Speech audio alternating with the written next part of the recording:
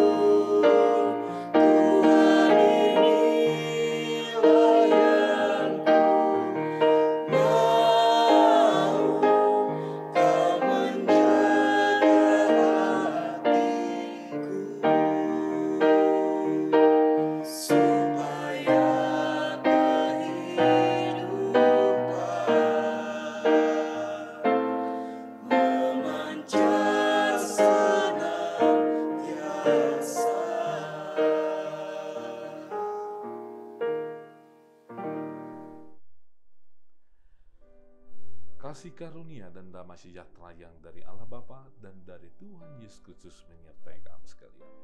Amin. Bapak, Ibu, dan Saudara-saudari, firman Tuhan bagi kita hari ini yaitu yang tertulis dalam 1 Samuel 16 ayat 7. Tetapi berfirmanlah Tuhan kepada Samuel, janganlah pandang parasnya atau perawakannya yang tinggi, sebab aku telah menolaknya. Bukan yang dilihat manusia yang dilihat Allah, manusia melihat apa yang di depan mata, tetapi Tuhan melihat hati. Bapak, Ibu, dan Saudara-saudari, ketika kita membuka koran atau mungkin media, di sana ada lowongan pekerjaan. Lalu dalam pengumuman tersebut disebutkan bahwa dibutuhkan gendernya misalnya laki-laki, umurnya antara 17 sampai 35 tahun, berpenampilan menarik dan memiliki penampilan-penampilan yang bagus, tinggi badan sekian. Dan itu sangat lazim kita temukan ketika ada lowongan pekerjaan di negara kita ini, Bapak, Ibu, dan Saudara-saudari.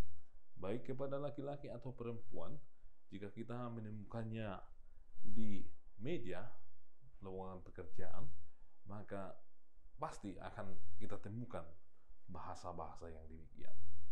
Artinya ada pembatasan kepada sesuatu yang dimiliki oleh orang tertentu. Katakanlah jika orang itu tidak sampai tingginya seperti yang dibuat di lowongan itu, maka dia akan ditolak atau tidak bisa mendaftar ke sana.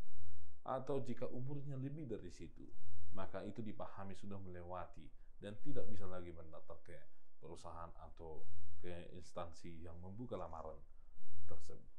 Hal ini juga pernah dialami oleh Samuel itu sendiri. Ketika Tuhan menyuruh Samuel untuk pergi ke rumah Isai untuk mengurapi seorang raja yang ada di tengah-tengah keluarga Isai. Di sana, Isai berpikir bahwa raja yang akan diurapi itu adalah seorang yang gagah, yang penampilannya bagus, baik, dan Samuel hanya melihat dari penampilan luarnya saja. Bapak, Ibu, dan saudara-saudari. Memang manusia demikian. Jika seorang laki-laki biasanya ketika melihat seorang lawan jenisnya, dia akan lebih dahulu melihat penampilan luarnya. Tapi apa yang dikatakan Tuhan kepada si Samuel, bahwa jangan kamu melihat hanya dari perawakannya, hanya dari parasnya, sebab aku telah menolaknya. Isai menawarkan anak pertamanya dan sampai ke anak ke-6. Anak pertamanya sangat gagah, parasnya bagus dan tinggi, dan ibarat seorang militer yang tubuhnya sangat bagus sekali. Awalnya Samuel mengira bahwa itu yang layak untuk diurapi menjadi seorang raja. Tapi Tuhan langsung berbicara kepada Samuel bahwa jangan kamu melihat parasnya, jangan melihat perawakannya yang tinggi, aku menolaknya. Lalu anak kedua ditawarkan, sama saja. Dia bagus badannya, bagus wajahnya, dan ganteng begitu Bapak, Ibu, dan saudara. Sampai dengan anak ke-6. Tapi Tuhan menolak anak Isai sampai anak yang ke-6. Lalu Tuhan menanyakan, masih adakah seorang anak yang kamu miliki? Samuel menanyakan itu kepada Isai. Dan Isai menjawab bahwa masih ada, tapi dia sangat jauh. Dia berada di padang untuk menggembalakan domba-domba. Bayangkan Bapak, Ibu, dan saudara-saudari, 6 anak Isai itu tinggal di rumah dan pasti sudah hidup dengan nyaman di rumah bapaknya.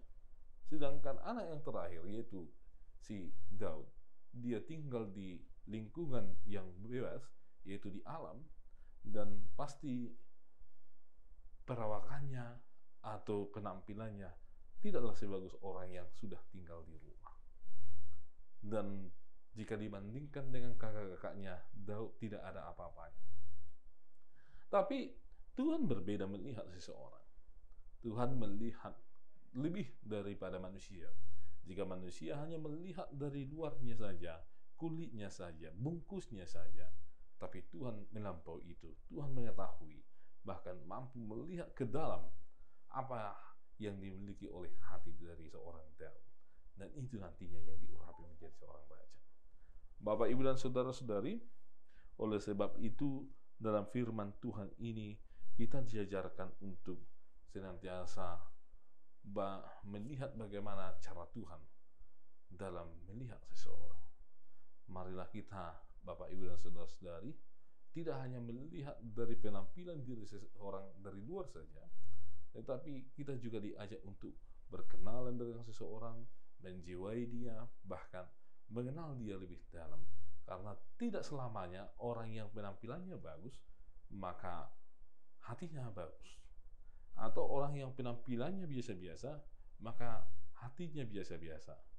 Kita sudah menemukan dalam nas ini bahwa orang yang hidup di luar, yang penampilannya acak-acakan seperti Daud, karena dia seorang gembala yang sudah diuji oleh alam, ternyata Tuhan memilih dia karena Tuhan tahu bagaimana hati Daud. Oleh sebab itu Bapak, Ibu, dan saudara-saudari, marilah kita memiliki hati yang tidak hanya bersahabat dengan orang-orang yang penampilannya bagus, yang hanya selevel dengan kita, yang hanya menurut kita mereka lebih cocok dengan diri kita.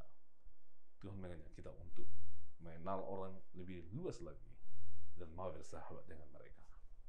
Amin. Ya Tuhan, kami sungguh bersyukur bahwa firman Tuhan mengajar kami bahwa ada baiknya kami untuk melihat bukan hanya dari sisi terluar dari manusia, tetapi dalam hatinya. Karena perawakan atau penampilan dari seseorang itu tidak penentu untuk menjadi miliki karakter atau hatinya mulia. Oleh sebab itu ya Tuhan, kiranya Engkau memberkati kami, mampukan kami untuk dapat bersahabat dengan setiap orang tanpa memilih-milih siapa mereka, bagaimana latar belakang mereka ya Tuhan. Kiranya Engkau yang berkati gereja ya Tuhan dan pelayanan, sehingga semuanya ya Tuhan bisa berjalan dengan baik dan nama Tuhan semakin dimuliakan. Dan Tuhanlah yang berkati jemaat ya Tuhan dimanapun mereka berada. Lindungilah keluarga dari jemaat, berkati pekerjaan mereka, serta jauhkan mereka dari berbahaya, sehingga sukacita dirasakan oleh umat Tuhan. Kami serahkan kota kami ini, kota Batam, ke dalam tangan Tuhan. Engkaulah yang memberkati ya Tuhan, yang menghalau para orang-orang yang memiliki niat jahat, dan yang memberkati iklim, serta yang memberkati para pemerintah kami, sehingga mereka ya Tuhan penuh sukacita untuk menciptakan peraturan yang baik, undang-undang yang baik di tengah-tengah bangsa, di tengah-tengah daerah kami ini ya Tuhan. Kiranya Engkau yang menaruh hikmat di dalam hati para pemimpin ya Tuhan. Ampuni kami ya Tuhan atas segala dosa dan kesalahan kami, sehingga kami layak di hadapan Tuhan. Hanya Kristus Yesus kami berdoa dan mengucap syukur. Amin. Anugerah dari Tuhan Yesus Kristus, kasih setia dari Allah Bapa, dan persekutuan dari Roh Kudus menyertai kamu sekalian. Amin.